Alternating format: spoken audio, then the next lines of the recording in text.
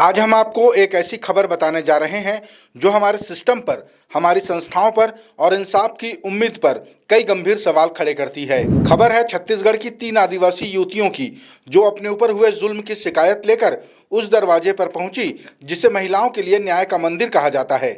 लेकिन वहां उनसे ऐसे सवाल पूछे गए कि सुनकर आप भी हैरान रह जाएंगे। क्या महिला आयोग में ही महिलाओं को प्रताड़ित किया जा रहा है? चलिए इस पूरी खबर की तह तक चलते हैं। हमको न्याय भी मिलेगा कि नहीं मिलेगा ये भी हमको नहीं पता सर। हम चाहते हैं कि इन बच्चों को इंसाफ मिले।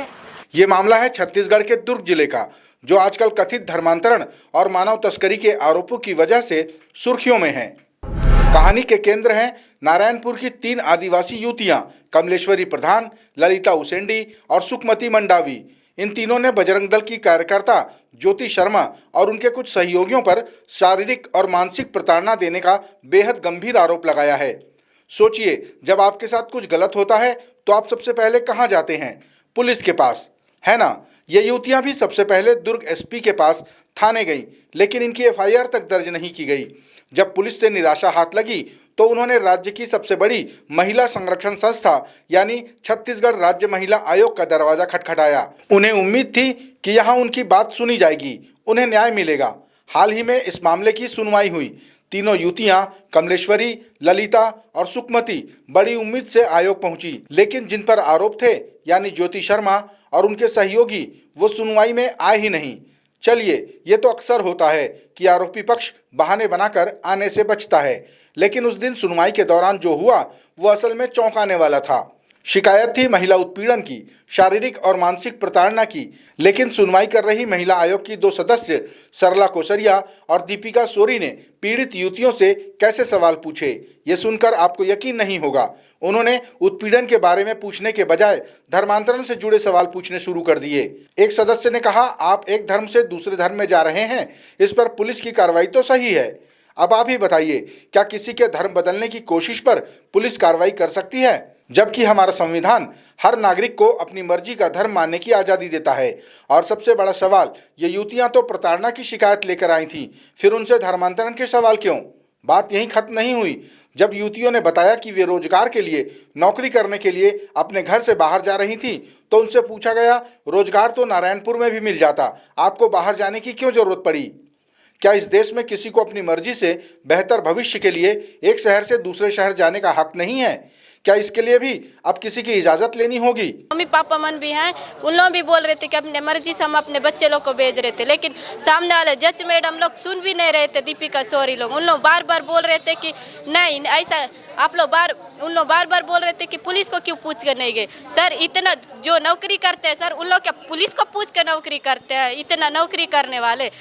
हद तो तब हो गई जब एक सदस्य ने पूछा, क्या आपने पुलिस को लिखित में सूचना दी थी कि आप एक शहर से दूसरे शहर जा रहे हैं? ये सवाल सुनकर ऐसा लगा मानो ये युवतियां पीड़ित नहीं बल्कि अपराधी हैं। इन सब के बीच एक और सदस्य लक्ष्मी वर्मा का सवाल तो और भी हैरान करने वाला था। उन्होंने युवतियों के आवेदन को देखकर कहा, यह आवेदन तो आपने खुद नहीं लिखा है, यह तो किसी से लिखवाया हुआ लग रहा है। शायद मैडम ये भूल गई कि हमारे 121 करोड़ से ज़्यादा लोगों के देश में आज भी करोड़ों लोग निरक्षर हैं, जो सरकारी कामों के लिए साक्षर लोगों की मदद लेते हैं। यहाँ तक कि बड़े बड़े पढ़े लिखे लोग भी कोर्ट कचहरी के कामों के लिए वकीलों से ही लिखवाते हैं। वैसे आपकी जानकारी के लिए बता दें कि ये तीनों पीड़ित युवतियां 10वीं तक पढ़ी हुई हैं। आयोग की एक सदस्य दीपिका सोरी ने तो पिछली सुनवाई की बात दोहराते हुए एक अजीब ही सलाह दे डाली। उन्होंने कहा, मैं उस दिन भी कही थी और आज भी बोल रही हूँ कि तुम मंदिर जाते हो, चर्च जाते हो तो मस्जिद भी जाया करो। ये सलाह एक अर्ध न्यायिक संस्था की सदस्य दे रही है, जहां युवतियां न्याय की उम्मीद में आई थीं। ये सब सुनकर ऐसा लग रहा था मानो आयोग के इन सदस्यों को न तो इस देश के संविधान की परवाह है और न ही नागरिकों को मिले मौलिक अधिकारों की। हमारा भारतीय संविधान आर्टिकल 25 से 28 तक साफ तौर पर देश के हर नागरिक को किसी भी धर्म को मानने, उसका आचरण करने और उसका प्रचार करने की पूरी स्वतंत्रता देता है। हाँ, लोक व्यवस्था और नैतिकता के आधार पर सरकारें इन पर कुछ उचित प्रतिबंध लगा सकती हैं, लेकिन किसी नागरिक से ये पूछना कि तुम अपना धर्म क्यों बदल रहे हो या मंदिर चर्च क्यों जाते हो, ये उनके मौलिक अधिकार का हनन है। जब इस सुनवाई के बारे में नव प्रदेश टीवी ने राज्य महिला आयोग की अध्यक्ष डॉक्टर किरणमयी नायक से बात की, तो उन्होंने बताया कि आवेदक पक्ष यानी तीनों युवतियां तो आई थीं, लेकिन अनावेदक पक्ष यानी ज्योति शर्मा और उनके सहयोगी मौजूद नहीं थे।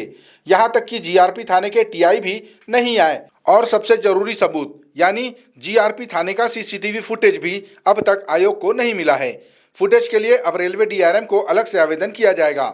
अध्यक्ष ने यह भी कहा कि अगली सुनवाई में सभी पक्षों को आना ही होगा, वरना उन्हें कारण बताओ नोटिस जारी किया जाएगा। आज की कार्यवाही में अनावेदक पक्ष अनुपस्थित हैं और उनको अगली पेशी दिया गया है और एसपी रेलवे की तरफ से पत्र आया है। सीसीटीवी फुटेज जो हमने मंगाया था वो मिला नहीं है, तो डीआरएम को लेटर जाएगा और एसपी दुर्ग को एक लेटर जाएगा ताकि अनावेदक गण को उपस्थित रखा जा सके। थाना कोतवाली दुर्ग के प्रभारी यहाँ उपस्थित हो गए थे जिनका इस केस से कोई संबंध नहीं है, इसलिए उनका नाम पक्षकार से हटाया गया। अगली सुनवाई की डेट कब? अभी डेट तय नहीं किया। सीसीटीवी फुटेज हमारी पहली प्राथमिकता है।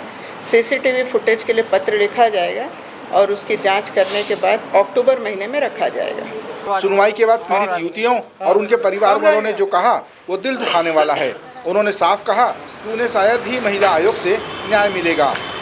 और आज जैसा हम लोग सुनवाई में हम लोग भाग लिए थे, उसमें माननीय सदस्य महिला आयोग जैसा टिप्पणी किए वो थोड़ा हमको अशोभनीय लगा, क्योंकि उन्होंने स्पष्ट रूप से कहा कि एक दबाव बना रहे हैं, भीड़ इकट्ठा करके आए हैं। ये जो है बात, चूँकि दुनिया के किसी भी जुडिशियली कोर्ट में बैठ करके और जो कार्यवाही हो रही उसको सुनने का नागरिक को अधिकार है, लेकिन माननीय आयोग के सदस्य ने जिस प्रकार जो है बात किया वो मेरे ख्याल में गैर संवैधानिक है। सुनवाई से बिल्कुल हम लोग संतुष्ट नहीं हैं, क्योंकि जो भाजपा महिला आयोग के सदस्य हैं उन लोग दबाव बना रहे हैं, जबकि ये मुद्दा है वहाँ पर इन लड़कियों, आदिवासी 3 लड़कियों के साथ अत्याचार हुआ है, उस संबंध में महिला आयोग में आवेदन दिया गया है। तो उस आवेदन दिया गया है तो आवेदन को हम लोग कि वो 2 नन्स और उस पर क्या हुआ है हम वो नहीं जानते। एक सिक्के के 2 पहलू में पहला पहलू तो नल के साथ जो धर्मांतरण और मानव तस्करी का आरोप है, हमसे उसको कोई मतलब नहीं है।